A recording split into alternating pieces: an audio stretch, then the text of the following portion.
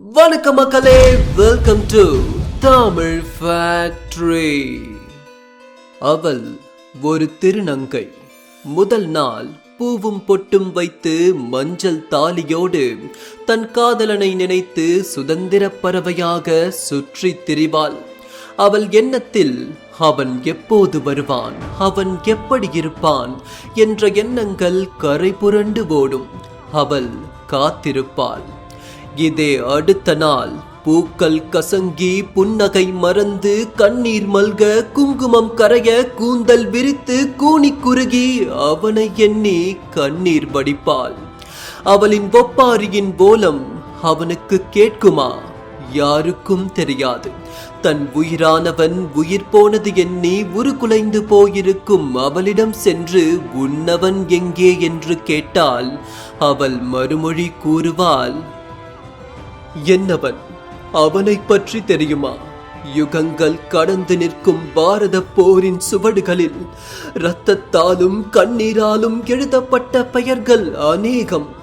ஆனால் அந்த பெருங்காப்பியத்தின் திசையையே மாற்றியவன் என்னவன்? வானம் சிவந்து பூமி அதிர பெரும் பிரளயத்திற்காக காத்திருந்த அந்த 18 நாள் யுத்தத்தின் தொடக்கத்திற்கு முன்பே வெற்றியை தீர்மானித்த தீர்க்க தரிசியவன். அர்ஜுனன் எனும் காண்டீபதாரியின் வீரம் ஒரு புறம், உலுப்பி எனும் நாக கன்னியின் மாயா சக்திகள் மறுபுறம் என இருவேறு உலகங்களின் சங்கமமாய் உதித்தவன் என்னவன்? குருச்சேத்திர போர்க்களம் ஒரு பசித்த மிருகத்தை போல் வெறியோடு காத்திருந்தது. தர்மத்திற்கும் அதர்மத்திற்கும் இடையேயான அந்த போரில் இருவரும் படைகளுக்கு நடுவே ஒரே ஒரு வீரனாய் நின்று தன் உயிரையே களப்பலியாக கொடுத்தவன் என்னவன்? மரணத்தையே கொண்டாட்டமாக மாற்றியவன் அர்ஜுனனின் புதல்வன், நாகங்களின் இளவரசன், பல நூற்றாண்டுகளாய் என்னை மணந்த என் கணவன், திருநங்கையரின் குலதேவன். அவன்தான் அரவான் எனும் என்னவன்.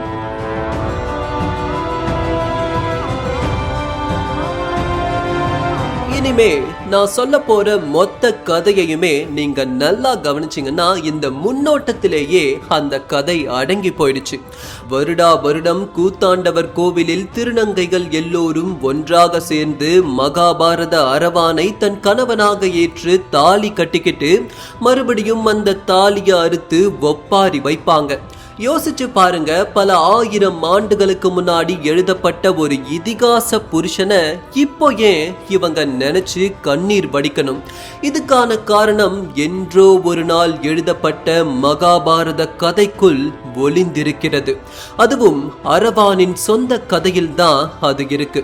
அப்படிப்பட்ட அரவானின் முழு கதைக்குள்ள உங்களை கூட்டி செல்லும் இந்த பதிவு. அதனால எப்பவும் போல இந்த பதிவை அமர உட்கார்ந்து முழுசா பாருங்க. இது தமிழ் ஃபேக்டரியின் மிஸ்டீரியஸ் மித்தாலஜிஸ் உங்கள் வழியில்.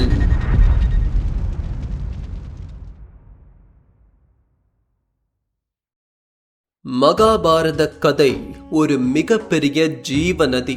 அதோடைய தொடக்கத்தையும் முடிவையும் நம்மளால கற்பனை பண்ண கூட முடியாது. அப்படி தொடர்ந்து வரும் அந்த ஜீவநதியில் மிதந்து போகும் ஒரு சிறு இலைதான் அரவானின் கதை. கதைக்குள்ள போகலாம்.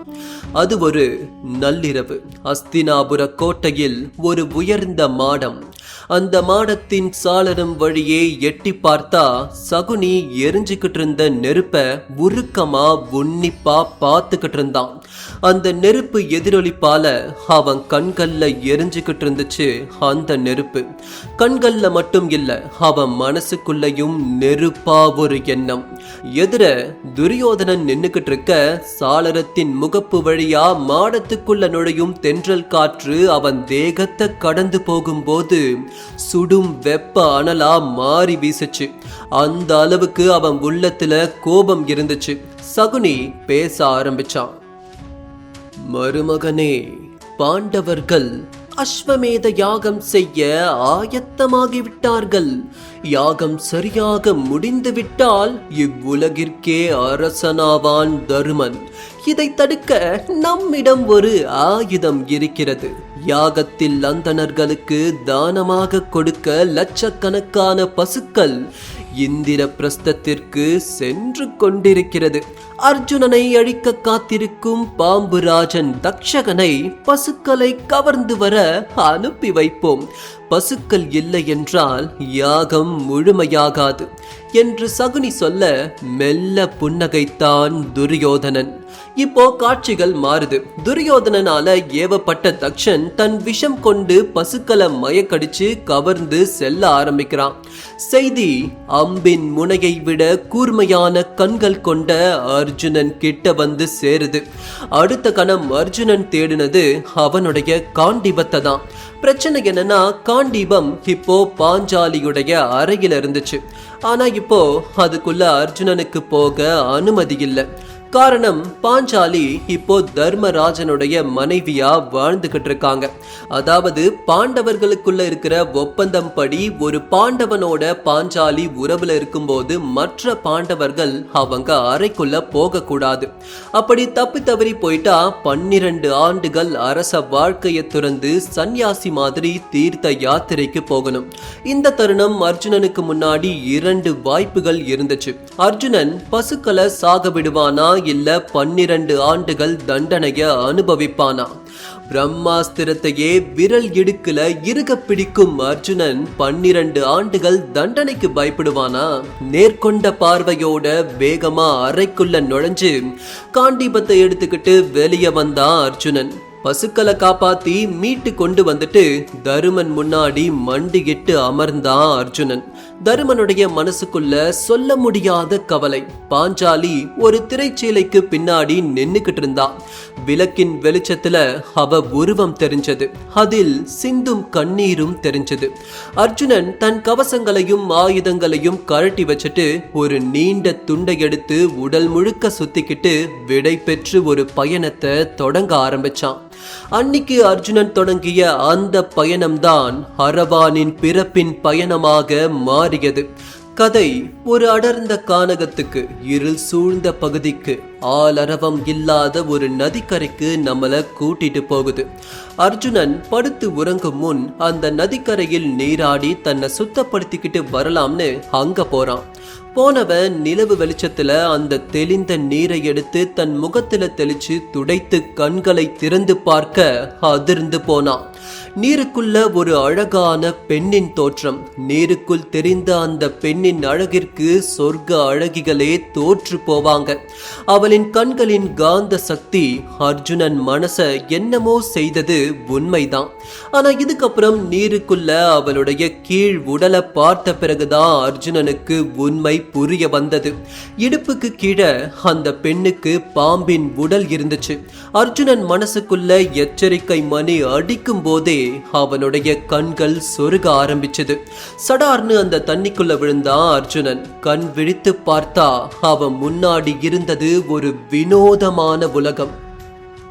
நாகர்களும் நாக கன்னிகைகளும் வாழக்கூடிய பாதாள லோகத்துல தான் இப்போ அர்ஜுனன் இருந்தான். ஒரு பிரம்மாண்டமான மணல் பொந்து. அந்த பொந்துக்குள்ள நுழைஞ்சா மலை அளவு உயரம் உள்ள ஒரு பெரும் மாளிகை. அந்த மாளிகைக்குள்ளையும் நுழைஞ்சா நாக இளவரசியின் அந்தரங்க அந்தப்புறம். அதுக்குள்ளையும் நுழைஞ்சா ஒரு ரகசிய அறை. அந்த ரகசிய அறைக்குள்ள பஞ்சனையில படுத்திருந்த அர்ஜுனன் எழுந்து நின்னான். அவன் முன்னாடி நாக இனத்துடைய இளவரசி உலுப்பி நின்னுகிட்டு இருந்தா.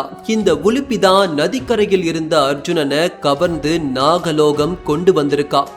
என்னைக்கு கானகத்துக்குள்ள அர்ஜுனன் கால் எடுத்து வைத்தானோ அப்போதுல இருந்தே அவனையே தொடர்ந்து வர ஆரம்பிச்சிருந்தா இந்த உலுப்பி. அர்ஜுனனுடைய தோற்றத்தையும் வீரத்தையும் பார்த்து அவன் மேல காதல் கொண்ட உலுப்பி அத அந்தரங்கமா தெரிவிக்கவே அர்ஜுனனை கவர்ந்து வந்தா. அவன் கிட்ட சரணடைஞ்சு தன் காதலையும் தெரிவிச்சா. ஆனா அர்ஜுனன் மறுத்தான். நாக கன்னிகையே, நாம் இருவரும் துருவங்களின் வெவ்வேறு திசையில் இருக்கிறோம். நீ நாக இனம், நானோ மனித இனம். அதையும் தாண்டி நான் தீர்த்த யாத்திரைக்கு வந்துள்ளேன். உன்னோடு என்னால் ஒருபோதும் இருக்க முடியாது அப்படின்னு அர்ஜுனன் சொல்ல, அதுக்கு உலுப்பி சொல்றாங்க, என் மஞ்சத்தில் நான் கண்ட கனவு உன்னோடு மட்டும்தான் அர்ஜுனா. இப்பிறவியில் நான் உன்னுடையவள் என ஏற்றுக்கொள். இன்றொரு இரவாவது என் பதியாக இரு. என் உயிர் திரிக்க நெருப்பூட்டி எனக்கு உயிர் கொடு அர்ஜுனா அப்படின்னு உலுப்பி சொல்ல, எதையும் எதிர்பார்க்காத அந்த நாக கன்னிகையுடைய உண்மையான காதலை ஏத்துக்கிட்டு அர்ஜுனன் அந்த இரவு அவளோடு தங்க சம்மதிக்கிறான். அடுத்த நாள் காலை மீண்டும் எங்க இருந்து அர்ஜுனனை கூட்டிட்டு வந்தாலோ அங்கேயே அர்ஜுனனை கொண்டு போய் விடுறா உலுப்பி. விடும்போது, இனிமே நீருக்குள்ள எந்த பாம்புகளாலும் உனக்கு எதுவும் ஆகாது அப்படின்னு ஒரு வரத்தையும் அர்ஜுனனுக்கு கொடுத்து அனுப்புறா. அர்ஜுனன் விடை பெற்று நடக்க ஆரம்பிச்சான். ரொம்ப தூரம் நடந்து போயிட்டான். உலுப்பி அவனை பார்த்துக்கிட்டே இருந்தா. அர்ஜுனனுடைய தோற்றம் அப்படியே மறைஞ்சு போகுது. அர்ஜுனன் தன் தீர்த்த யாத்திரையை தொடரட்டும். இப்போ உலுப்பிய பின்தொடர்ந்து போய் கதையின் போக்க நாம கவனிப்போம். அர்ஜுனன் கிளம்பி போன அடுத்த நாள் உலுப்பி கர்ப்பம் தரித்து அதே நாள் ஒரு குழந்தையும் பெற்றெடுத்தா. இது கேட்க வியப்பார்க்கலாம். ஆனா பல மாய சக்திகள் கொண்ட நாக கன்னிகை உலுப்பிக்கு அர்ஜுனனுடைய வாரிச பெற்றெடுக்க ஒரு இரவு போதுமானதா இருந்துச்சு. இதை விட்டுட்டா எப்படி? அந்த குழந்தை தானே இந்த கதையின் நாயகன். அர்ஜுனனின் வீரத்தோடும் உலுப்பியின் மாய சக்திகளோடும் பிறப்பெடுத்தவன் தான் அரவான். அரவான் பிறக்கும் போதே ஒரு அதிசயம் நடந்துச்சு. அவனுடைய உடல் எங்கும் வில்லும் அம்பும் சேர்ந்த ரேகைகள் இருந்துச்சு. அது மட்டும் இல்லாம பொதுவான மனிதர்கள் மாதிரி இல்லாம அவனுடைய உடல் எங்கும் எதிர் ரோமம் இருந்துச்சு. அர்ஜுனன் போல அவனுக்கு உடல் இருந்தாலும் கண்கள் நாக இனத்தின் கண்கள். இதையும் தாண்டி அரவான் கிட்ட இருந்த தனித்துவமான சக்திகள் என்னன்னா, அரவான் நாக வம்சத்தை சேர்ந்தவங்கிறதுனால மாய சக்திகளை கொண்டு எதோட உருவத்தை வேணும்னாலும் யாரோட உருவமானாலும் அத அவனால எடுக்க முடியும். மேலும் மின்னல் வேகத்துல நாகங்கள் போல பாய்ந்து தாக்கும் வல்லமை அவன் கிட்ட இருந்துச்சு. இதைவிட சிறப்பா போர்க்களத்துல ஒரே நேரத்துல 100 அரவான்களா மாறி கூட அவனால போராட முடியும். தன் உருவத்தை பன்மடங்கா மாற்றும் சக்தியும் அவன் கிட்ட இருந்துச்சு. சுலபமா சொல்லணும்னா, போர்க்களத்துல அரவான் வந்து நிக்கிறான்னா அவன் தனியால் கிடையாது. அவனே ஒரு மாபெரும் சேனை. இந்த மாய கலைகளோடு சேர்த்து போர் திறமைகளும் சேர்ந்தா அதை விட அபாயகரமானது என்ன இருக்க முடியும்? அவனுடைய தாய் உலுப்பி நாக கன்னிகை மட்டும் கிடையாது, அவங்களே ஒரு போர் வீராங்கனை தான். வில்லும் அம்பும் ஏந்தி வாளும் கேடயமும் கொண்டு ஈட்டியும் கதையும் சுழற்றும் வித்தை, அதாவது இந்த அனைத்து ஆயுதங்களையும் ஒரே நேரத்துல பயன்படுத்தும் போர் ரகசியங்களை உலுப்பி அரவானுக்கு சொல்லி கொடுக்கறாங்க. அரவான் வீழ்த்த முடியாத ஒரு அசாத்தியமான வீரனா உருவெடுக்கிறான். மாயமும் வீரமும் கலக்கும் போது அங்க அசாத்தியமான பற்பல ஆயுதங்கள் பிறப்பெடுக்கும். உதாரணத்துக்கு அரவானுக்கு நாகாஸ்திரமே தேவையில்லை. ஒரு சாதாரண அம்பை எடுத்து அவனுடைய எச்சிலில் நனைத்து அதை செலுத்தினாலே அது விஷம் நிறைந்த நாகாஸ்திரமா மாறும். இப்படி எண்ணற்ற மாய யுக்திகள் அவன்கிட்ட இருந்துச்சு. சுருக்கமா சொல்லணும்னா, அர்ஜுனன் மாதிரி குருகுல கல்வி கற்று தவங்கள் செய்து அதன் மூலமா வரங்கள் பெற்று இவன் மாவீரன் நாகல. போர்க்கலைகளையும் மாயாஜாலத்தையும் இணைத்தே அர்ஜுனனுக்கு இணையான வீரனா மாறினா அரவான். விஷயம் என்னன்னா, அர்ஜுனனுக்கு தனக்கு இப்படி ஒரு மகன் இருக்காங்கிற தகவலே தெரியாது. ஒரு சமயம் பாதாள லோகத்துல ஒரு பயங்கரமான விஷயம் நடந்துச்சு. நாக இனத்தவர்கள் ஒருத்தர் பின் ஒருத்தரா இறக்க ஆரம்பிக்கிறாங்க. இதுக்கெல்லாம் என்ன காரணம்னு அரவான் உலுப்பி கிட்ட போய் கேட்க அவங்க சொல்றாங்க, மகனே, இது கடந்த காலத்தில் சிக்கியிருக்கும் பரம ரகசியம். நாக இனம் அழிவை நோக்கி சென்று கொண்டிருக்கிறது. முன்னொரு காலத்தில் நாக இனத்தின் முதல் நாகம் தான் செய்த நெடுங்கால தவத்தால் ஈசனிடம் இருந்து ஒரு அபூர்வ மாணிக்கத்தை வரமாக பெற்றார். அந்த அபூர்வ மாணிக்கம்தான் நாக இனத்தவர்களுக்கே மாயாஜால சக்திகளை கொடுத்தது. அந்த அபூர்வ மாணிக்கத்தை நம் இன எதிரிகளான கருடவாசிகள் நம்மிடம் இருந்து பறித்து சென்று விட்டார்கள். அன்றில் இருந்து நாகர்கள் அனைவரும் பாதாள லோகத்திலேயே முடங்கிவிட்டனர். இங்கிருந்து வெளியே சென்றால் நம் சக்திகள் எதுவும் பயன்படாது. ஆயினும் மாணிக்கம் இல்லாததால் காலங்கள் செல்ல செல்ல நாம் நமது சக்திகளை இழந்து வருகிறோம். அதனால்தான் மரணங்கள் நிகழ்கிறது அப்படின்னு உலுப்பி சொல்ல, அதுக்கு அரவான் சொல்றான், நான் சென்று அந்த மாணிக்கத்தை எடுத்து வருகிறேன் அன்னையே. மகனே, அது அவ்வளவு எளிதல்ல. கருடர்கள் பூமியின் கோடி முனையில் 1000 யோசனை தூரத்தில் இருக்கும் கழுகு தேசத்தில் அதை ஒளித்து வைத்துள்ளார்கள். அந்த தேசத்தில் நாகங்களால் சுவாசிக்க கூட முடியாது. நீ பதுங்கி சென்றால் அவர்களின் பருந்து பார்வையில் கட்டாயம் சிக்குவாய் அப்படின்னு ஒலுப்பி சொல்றாங்க. அன்னையே, ஒன்றை மறந்து விட்டீர்கள். நான் நாகனும் அல்ல, மனிதனும் அல்ல, இரண்டிற்கும் இடைப்பட்டவன். மேலும் நான் அர்ஜுனனின் மகன். அவர் உடலில் ஓடும் உதிரம்தான் எனக்குள்ளும் நிறைந்திருக்கிறது. திரும்பி வந்தால் மாணிக்கத்தோடு தான் நான் வருவேன் அப்படின்னு சொல்லிட்டு அங்க இருந்து கம்பீரமா கிளம்பி போனா அரவான். அவனுடைய பயணம் அவ்வளவு எளிதானதாக இல்லை.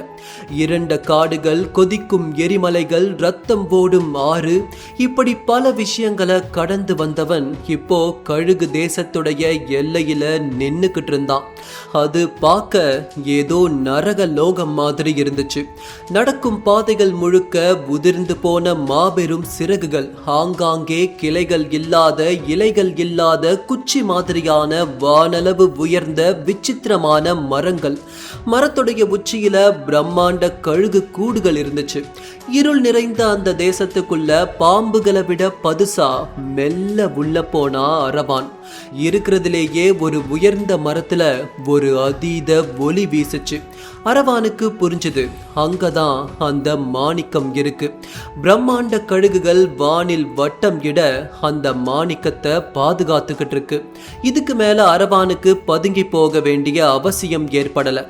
நேரா கருடன்கள் முன்னாடி போய் நின்ன அவன், விண்ணாலும் வேந்தர்களே, அடியேன் இங்கு போர் செய்ய வரவில்லை. எமது குலத்தின் பெருமையை மீட்க வந்திருக்கிறேன். தர்மத்தின் பெயரால் வழி கொடுங்கள், இல்லையே என் தந்தை அர்ஜுனனின் பெயரால் உங்கள் உயிர் எடுப்பது என் கரங்கள் செய்யும் அப்படின்னு அவன் சொல்ல கருடன்கள் கேட்பதா தெரியல. வானில் கூட்டமாய் சேர்ந்த அவைகள் தன்னுடைய பிரம்மாண்ட சிறகுகளை விரிச்சு அடிக்க பெரும் சூறாவளி போன்ற காற்று அரவான் பக்கம் அடிச்சது. அவன் நிலை குலைந்து போய் தட்டு தடுமாறி கீழே விழுந்தான். அடுத்த கணம் சட்டுன்னு எழுந்தவன் கழுகுகளுடைய மிகப்பெரிய பலமான அவைகளுடைய கண்களை தாக்க முடிவெடுத்தான். அவன் வானத்தை நோக்கி கைகளை உயர்த்த லட்சக்கணக்கான பாம்புகள் வானில் சீறி பாய்ந்தது. சென்ற அனைத்தும் கழுகுகளுடைய கண்களை தாக்குச்சு. ஆனா கருட அரசன் மட்டும் அதுல இருந்து தப்பிச்சு பாய்ந்து வந்து நின்னுக்கிட்டு இருந்த அரவான அப்படியே விழுங்குது. அதன் பிறகு மெல்ல பறந்து வந்து அந்த உச்சி மரத்துல நின்னுச்சு கருட அரசன். ஆனா கொஞ்ச நேரத்திலேயே அதுக்கு என்னமோ பண்ண ஆரம்பிச்சது. அப்படியே அந்த கருட அரசன் வலியால துடிக்க ஆரம்பிச்சான். சட்டுன்னு ஒரு ஈட்டி அந்த கருடனுடைய வயிற்றுல இருந்து வெளியே வந்துச்சு. ஆமா, அந்த கருடனுடைய வயிற்று கிழிச்சு ரத்தம் சொட்ட சொட்ட வெளியே வந்து நின்னா அரவான்.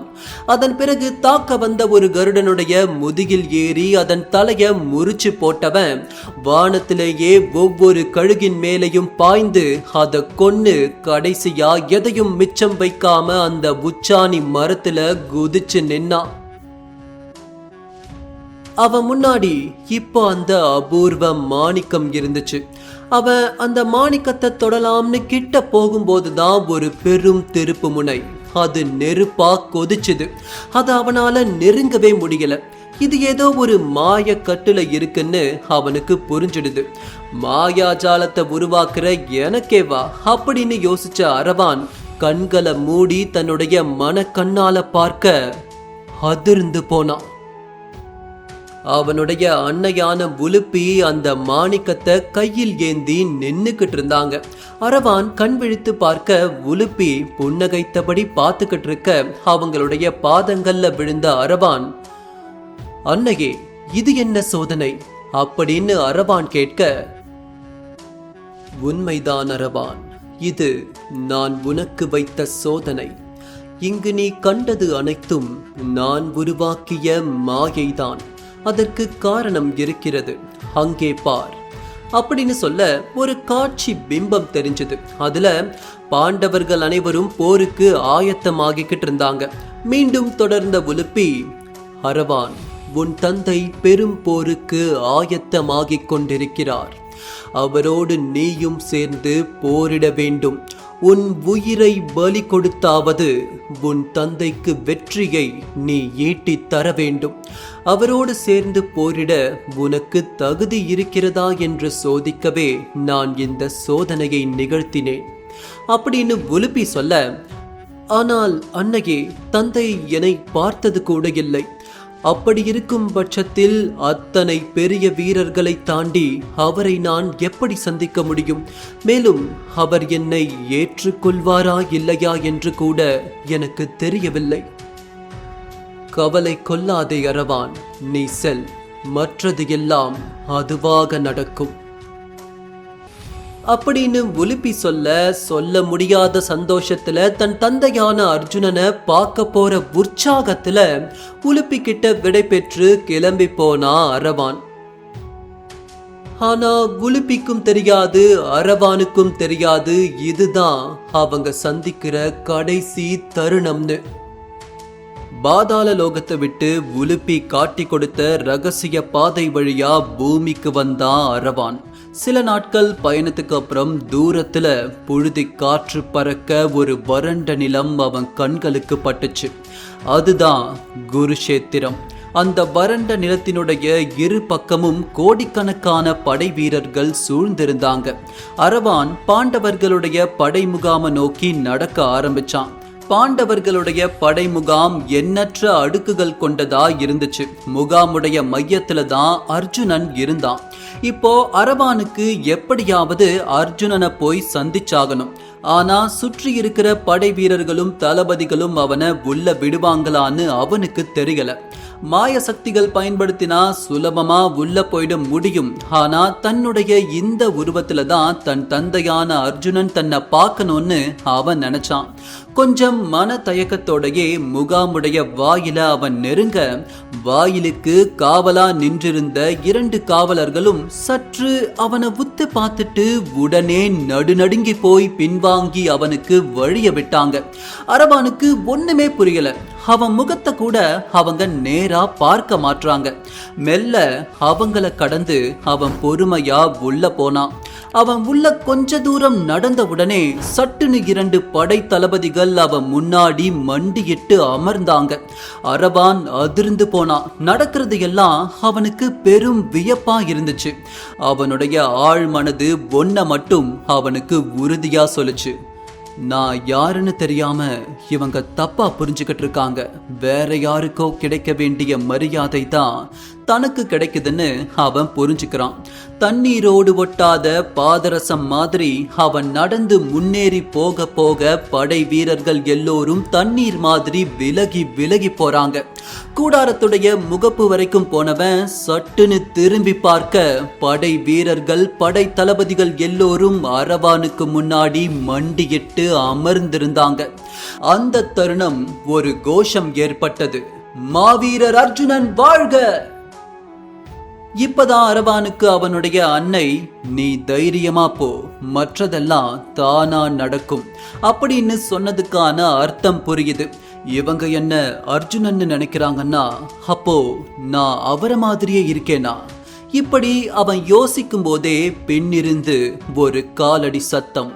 அரவான் திரும்பி கூடாரத்துக்குள்ள பார்க்க இருளில் இருந்து வெளிச்சத்தை நோக்கி அவன் முன்னாடி ஒரு உருவம் வந்து நின்னுச்சு. அடுத்த கணம் அவன் உறைஞ்சு போனான். அவனையே அங்க அவன் பார்த்தான். அதாவது அவனுடைய தந்தை அர்ஜுனனை அவன் பார்த்தான். அர்ஜுனனுக்கோ கண்ணாடியில தன் இளமை கால எதிரொலிப்ப அப்படியே பார்த்த மாதிரி இருந்துச்சு. அச்சு அசல் 2 பேரும் ஒரே மாதிரி இருந்தாங்க. அர்ஜுனனுடைய பாதங்கள்ல விழுந்து தன் தாய் உலுப்பி உடைய ஒரு முத்திரை மோதிரத்தை அர்ஜுனன் கையில கொடுத்தான் அரவான். அர்ஜுனனுக்கு எல்லாம் இப்பதான் புரிய ஆரம்பிச்சது. அர்ஜுனன் மனசுக்குள்ள என்ன ஓடுச்சுன்னு தெரியல. ஆனா வெளியே எதிரொலிச்சதோ ஆக்ரோஷமான கோபம். உன்னை யார் இங்கு வர சொன்னது அப்படின்னு அர்ஜுனன் கேட்க, தந்தையே, இது என் தாய் உலுப்பியின் கட்டளை. நீங்கள் செய்ய போகும் இந்த மாபெரும் போர்க்களத்தில் என் பங்கும் இருக்க வேண்டும். மடத்தனம், முட்டாள், நீ என்ன சத்திரியனா இல்லை படை வீரனா? மண்ணுக்கடியில் ஊர்ந்து செல்லும் நாக இனத்தவன் மண்ணை மிதித்து எப்படி போரிட முடியும் அப்படின்னு அரவான ரொம்ப தாழ்த்தியே பேசுறான் அர்ஜுனன். அரவான் முகத்துல எந்த மாற்றமும் இல்லை. தந்தையே, உண்மைதான். மண்ணுக்கடியில் ஊர்ந்து சென்றாலும் மண்ணை ஆண்ட மன்னவன் தங்கள் மைந்தன் நான். உங்கள் அளவுக்கு இல்லை என்றாலும் ஓரளவுக்கு என்னாலும் போரிட முடியும் அப்படின்னு சொன்னவன் கண்களை மூடி ஒரு அஸ்திரத்தை வானை நோக்கி செலுத்த அது திரும்ப வரும்போது ஆயிரக்கணக்கான அம்புகளா மாறி அம்புகளாலேயே ஆன ஒரு அரியணையை உருவாக்குச்சு. என் முன் நின்று நீங்கள் பேசக்கூடாது தந்தையே. இதோ நான் அமைத்திருக்கும் அரியணையில் அமர்ந்து கட்டளையிடுங்கள் அப்படின்னு சொல்ல அப்பவும் அர்ஜுனனுடைய முகம் மாறவே இல்லை. நீ வில்வித்தை காட்டலாம், ஆனால் போரில் செயல்பட ஆயிரம் வீரர்கள் அடங்கிய வியூகங்கள் தேவை. உன் ஒருவனால் என்ன செய்ய முடியும்? உன்னை நம்பி ஒன்றும் நான் போர்க்களத்தில் இல்லை. மேலும் என் பல புதல்வர்கள் இந்த போர்க்களத்தில் ஏற்கனவே இருக்கிறார்கள். இப்போதே இங்கிருந்து சென்றுவிடு அப்படின்னு அர்ஜுனன் கோபத்தோட சொல்ல, ஒரு சிறு புன்னகை செஞ்சுக்கிட்டே அர்ஜுனனை பார்த்துக்கிட்டே பின்னோக்கி போன அரவான் தன் இடுப்பில் சொருகி இருந்த பையில் கைவிட்டு கையை வெளியே எடுக்க அவனுடைய கையில் ஆயிரக்கணக்கான குறுநாகங்கள் இருந்தது. அந்த குறுநாகங்களை அந்த புழுதி பிரதேசத்துல அவன் வீசி எறிய சில வினாடிகள்லயே ஆயிரக்கணக்கான நாகர்கள் அரவானுக்கு பின்னாடி நின்னுக்கிட்டு இருந்தாங்க. தந்தையே, தனியாக வரவில்லை. நாகங்கள் சார்பாக நாங்கள் பாண்டவர்களுக்கு அளிக்கும் படை பலம் இது. நான் நாகர்களின் அரசன். முறைப்படி போர்க்களத்தில் கலந்து கொள்ள எனக்கும் உரிமை உண்டு. இப்படியா அரவான் சொல்ல அர்ஜுனனால எதையும் பேச முடியல. அவன் கோபத்தோட அங்க இருந்து போயிடுறான். தருமனும் மற்ற பாண்டவர்களும் அரவானை வரவேற்று படை பலத்துல சேர்த்துக்கிறாங்க. கிருஷ்ணர் அவனை பார்த்த நொடி அவர் மனசுக்குள்ள ஓடிய ஒரே விஷயம், இந்த மகாபாரத போர்க்களத்தின் உயிர் மூச்சே நீதான் அரவான். இப்போ நாள் நெருங்குது. போர்க்களம் துவங்க 2 நாட்கள் தான் இருக்கு. தருமன் எதிரி படைக்குள்ள போய் தன்னுடைய குரு கிட்டையும் பீஷ்மர் கிட்டையும் ஆசிர்வாதம் வாங்கிக்கிட்டு வரான். ஆமா, போர்க்களத்துல எதிர வர்றவங்க எல்லோருமே இவனுடைய சத்துருக்கள் தான். இருந்தும் அதையும் தாண்டி அவங்க தான் தருமனையே வளர்த்தவங்க. அவங்களுக்கு போய் மரியாதை செலுத்திட்டு தருமன் திரும்ப வரும்போது பின்னாடியே துரியோதனன் இப்போ பாண்டவ சேனைக்குள்ள வந்தான். அங்கிருந்த மூத்தவர்களை வணங்கிட்டு நேரா சகாதேவன் இருந்த கூடாரத்துக்குள்ள போறான். சிறிது நேரம் கழித்து வெளியே வந்தவன் தருமனை பார்த்து சிரிச்சுக்கிட்டே தன்னுடைய படைய நோக்கி நடக்க ஆரம்பிச்சிட்டான். இப்போ மற்ற எல்லோரும் சகாதேவனுடைய கூடாரத்துக்குள்ள போறாங்க. கிருஷ்ணர் சகாதேவன் கிட்ட துரியோதனன் வந்து என்ன பேசினான்னு கேட்க சகாதேவன் சொன்னா, பரந்தாமா, துரியோதனன் அண்ணன் என்னிடம் வந்து போரில் தான் ஜெயிக்க களத்தில் கொடுக்க வேண்டிய பலிக்கு சரியான காலம் எது என்று கேட்டார். அதற்கு நீ என்ன சொன்னாய்? நான் என்ன சொல்வேன்? ஒரு அமாவாசை நாளன்று ஒரு உகந்த நேரத்தை அவருக்கு குறித்து கொடுத்தேன். உடனே கிருஷ்ணர், அப்படியானால் அந்த நேரத்தில் துரியோதனன் பலி கொடுத்து விட்டால் அவன்தான் இந்த போர்க்களத்தில் வெற்றி பெறுவான், அப்படித்தானே? ஆமாம், இதில் என்ன சந்தேகம் அப்படின்னு அவன் சொன்ன உடனே பாண்டவர்கள் எல்லோரும் தலையில அடிச்சுக்கிறாங்க. மீண்டும் சகாதேவன் பேச ஆரம்பிச்சான். சகோதரர்களே, என்னை மன்னித்து விடுங்கள். ஜோதிட சாஸ்திரத்தில் பொய் உரைக்க முடியாது. நான் அதை ஒரு காலும் செய்ய மாட்டேன். கேட்பவனுக்கு மரணமே நிகழும் என்றாலும் அதை உடைத்து கூறுவதே சோதிடத்தின் தர்மம் அப்படின்னு அவன் சொல்ல இப்ப எல்லோரும் ஆழ்ந்து யோசிக்க ஆரம்பிக்கிறாங்க. அப்போ கிருஷ்ணர் சொல்றாரு, துரியோதனன் கொடுக்க போகும் பலியின் காலத்தை மாற்ற வேண்டியது என்னுடைய பொறுப்பு. ஆனால் இப்போது மிக முக்கியமான விடயம், அவன் கொடுக்க போகும் பலியை விட நாம் கொடுக்க போகும் கலபலி உயர்வானதாக இருக்க வேண்டும். பாண்டு மைந்தர்களே, சுற்றி கவனியுங்கள். நம் வீரர்கள் அனைவரும் நம்மை விட பல மடங்கு சேனை பலம் கொண்ட கௌரவ படைபலத்தை கண்டு கலக்கம் கொண்டுள்ளனர்.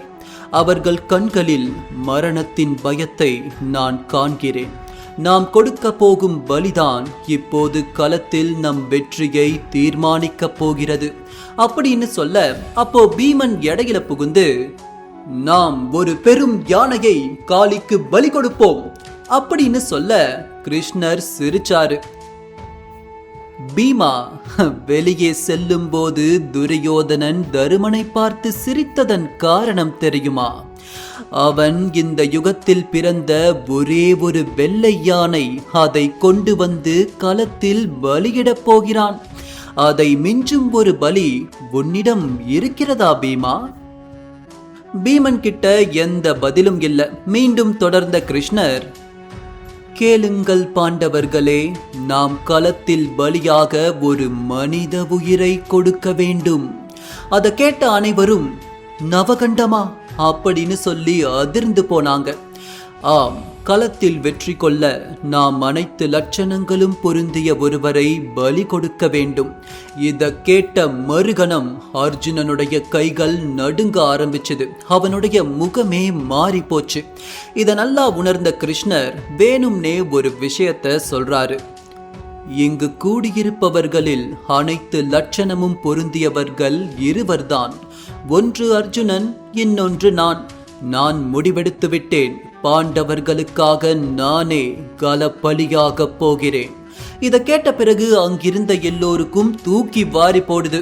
இப்போ அர்ஜுனன் சொல்றான், மாதவா, இல்லை, இந்த போர்க்களம் உங்களை நம்பிதான் இருக்கிறது. நீங்கள் கட்டாயம் இருக்க வேண்டும். நானே கலபலியாக போகிறேன் அப்படின்னு அர்ஜுனன் சொல்ல, மற்ற தளபதிகளும் படை வீரர்களும் ஒத்துக்க மாட்டாங்க. அர்ஜுனா, உனக்கு இணையான படை வீரன் இந்த போர்க்களத்தில் எவனும் இல்லை. நீ கட்டாயம் இருக்க வேண்டும் அப்படின்னு அவங்க சொல்ல அர்ஜுனன் ஒத்துக்க மாட்டேங்கிறான். அங்க பெரும் வாக்குவாதமே உண்டாகுது. இதையெல்லாம் அமைதியா கேட்டுக்கிட்டு இருந்த கிருஷ்ணர் அந்த ஒருத்தன் வாய் திறக்கிறதுக்காக காத்திருந்தாரு. ஏன்னா அர்ஜுனனுக்கு அடுத்து கிருஷ்ணருக்கு மட்டும்தான் தெரியும் அந்த அனைத்து லட்சணங்களும் பொருந்திய மூன்றாவது ஒரு வீரன் அந்த கூடாரத்துக்குள்ள இருக்கான்னு.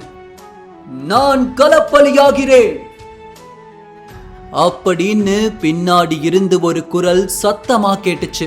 எல்லோரும் திரும்பி பார்க்க குரல் வந்த திசையில நின்னுக்கிட்டு இருந்தான் அரவான். அர்ஜுனன் அரவான நெருங்கி போய் அவன் கன்னத்துல ஒரு அறை விட்டான். துளியும் அசையாம நிக்கிறான் அரவான். அர்ஜுனனுடைய கண்கள்ல கண்ணீர் வந்துச்சு.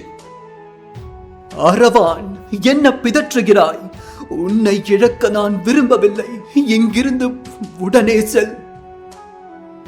இது தாங்க அர்ஜுனனுடைய உண்மையான முகம். போர்க்களத்துல அவனுடைய எத்தனையோ மகன்கள் இப்போ நின்னுக்கிட்டு இருக்காங்க. இருந்தும் அரவான இழக்க அவனுக்கு விருப்பம் இல்லை. உலுப்பிக்கு துணையா இருப்பது இவன் ஒருத்த மட்டும்தான். மேலும் தன்னுடைய சாயல்ல இருக்கக்கூடிய ஒரே ஒரு மகன் மேல அவனுக்கு சொல்ல முடியாத பாசம் உண்டாயிடுச்சு. எப்படியாவது போர்க்களத்துல இருந்து இவனை வெளியே அனுப்பிடணும்னு தான் ஆரம்பத்துல இருந்தே அவன் மேல கோபத்தை உமிழ்ந்தான் அர்ஜுனன். அரவான் பேசத் தொடங்கினான். தந்தையே, எனக்கும் என் வீரர்களுக்கும் போரிடத் தெரியும். ஆனால் போர் தந்திரங்கள் தெரியாது. வாள் ஏந்த தெரியும். ஆனால் வரும் பகைவர்களின் வியூகத்தை அறிந்து போரிடத் தெரியாது. நான் இதை ஏற்கனவே ஆழ்ந்து யோசித்திருந்தேன். மேலும் போர் தருமத்தில் மாய சக்திகளை பயன்படுத்தவும் முடியாது. தந்தையே, மனம் தளராதீர்கள். என்னை அனுப்பும்போது என் தாய் சொல்லிதான் அனுப்பிவிட்டாள். என் உயிர் கொடுத்தாவது உங்களுக்கு உதவ வேண்டும் என்று. ஆனால் நானும் எதிர்பார்க்கவில்லை தந்தையே.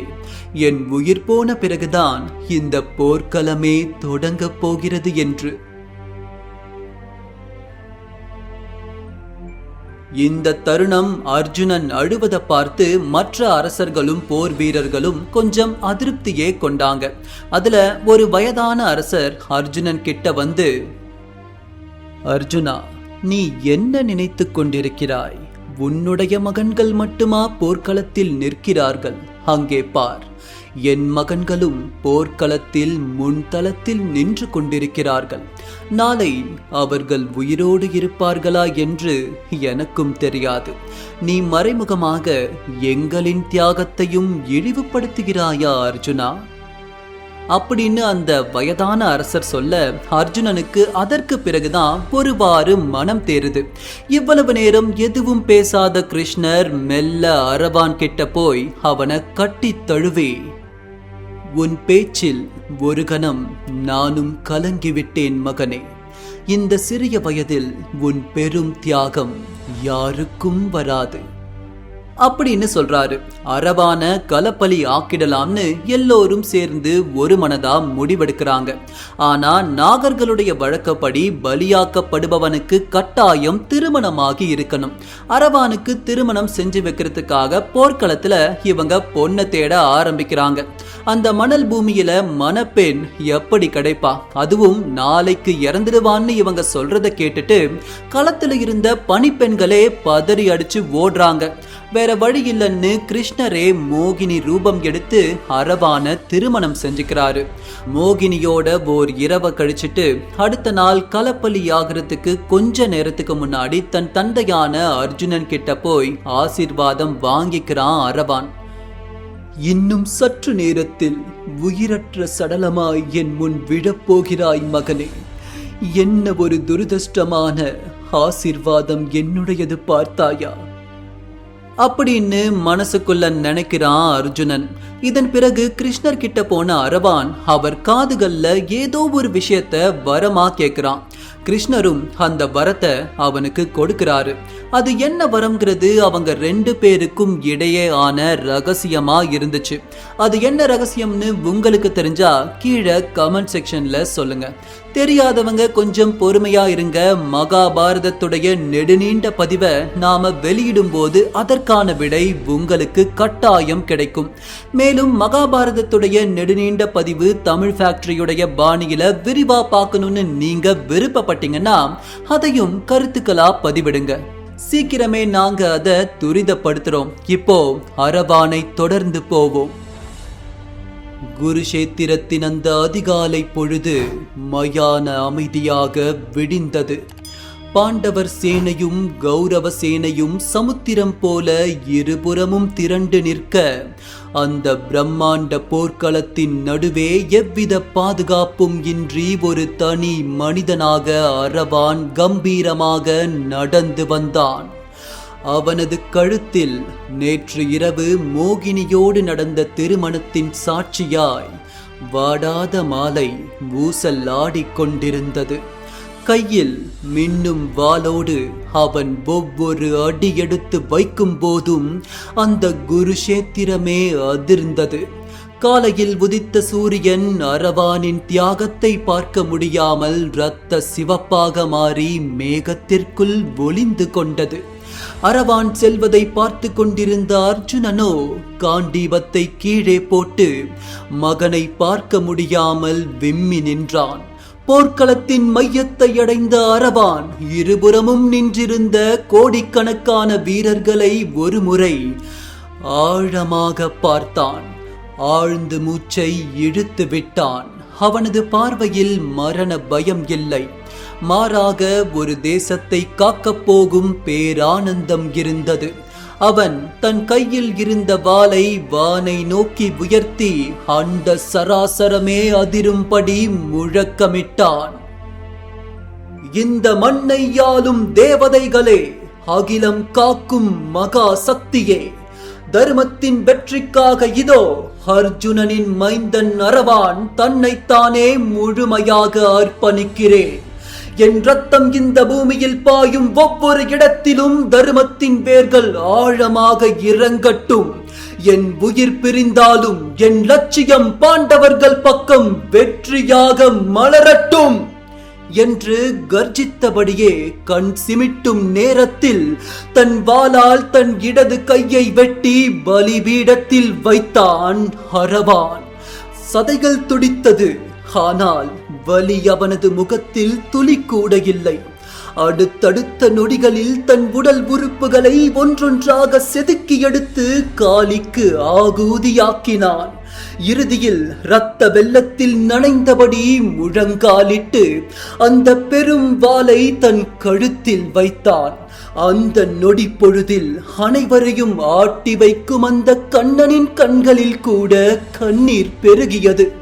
அந்த கணம் அடுத்த கணம் ஒரே வீச்சில் தன் தலையை தானே துண்டித்தான் அரவான்.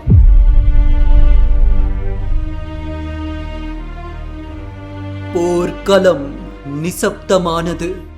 கிருஷ்ணர் தொடங்கி பாண்டவ சேனை மொத்தமும் அவன் முன் மண்டியிட்டு வணங்கியது. ஏன், எதிரி நாட்டு வீரர்களே இவன் தியாகத்தை கண்டு மண்டியிட்டனர். உடலை விட்டு தலை உயர பறந்த தருணத்திலும் அரவானின் கண்கள் நோக்கியதோ அர்ஜுனனைத்தான். சிரம் தரையில் விழுந்த தருணம் வானமே அழுதது. போர்க்களம் மழையில் நனைந்தது. அன்று அந்த இயற்கையே அரவான் சிந்திய இரத்தத்தை போர்க்களத்தின் தீர்த்தமாக மாற்றியது. அரவானின் இந்த காவிய முடிவு கல் மனதையும் கரைய வைக்கும். கரையாத மனம் ஒன்று இருந்தால் அது மனமே கிடையாது.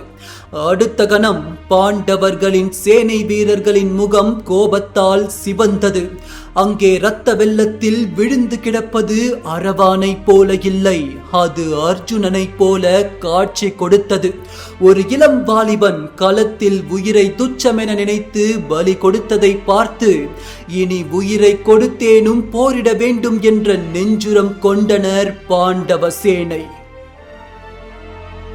ஆனால் ஒருத்தி மட்டும் போர்க்களத்தில் ஒப்பாரியிட்டு அழுதாள். அவள்தான் அரவானின் ஒரு நாள் மனைவி மோகினி.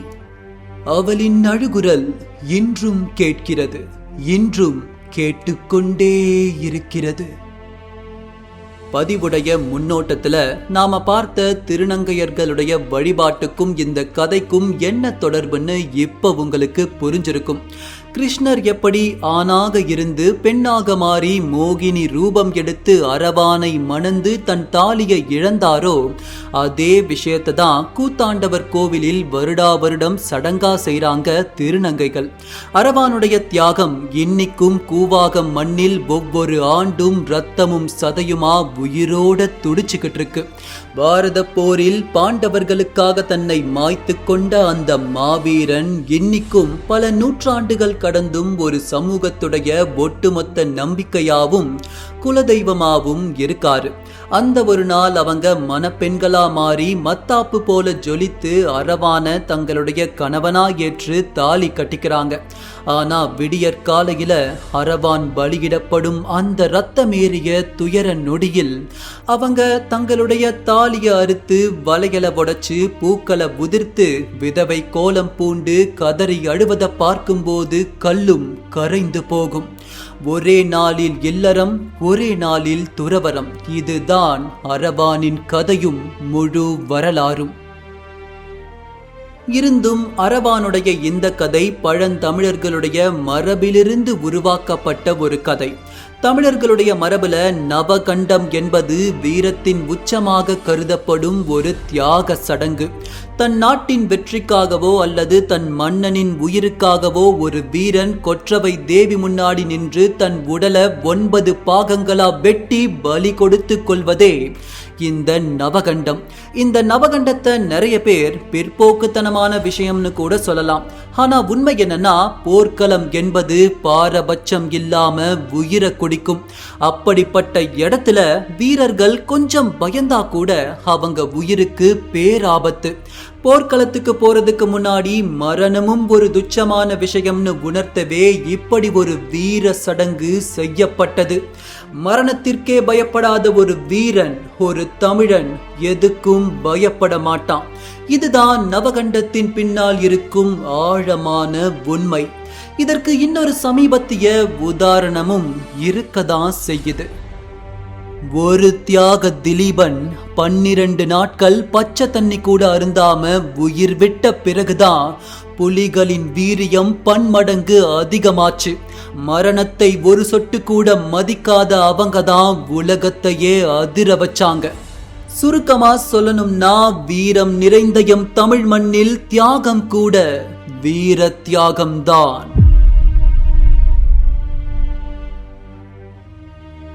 அரவான் நம்மிடம் இருந்து விடை பெறுகிறான். கதை முற்றும். நன்றி.